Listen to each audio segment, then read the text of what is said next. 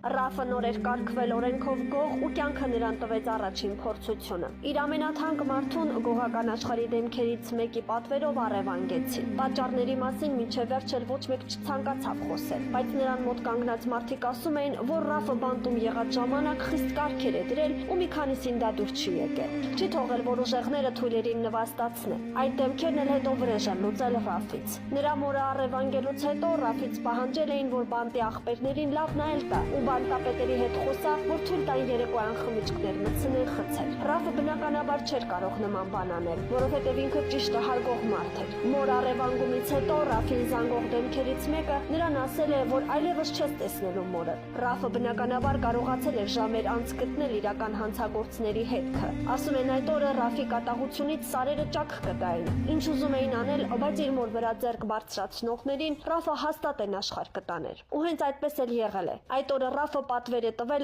վերացնել այդ գործի գլուխ կանգնած երկու դեմքերին։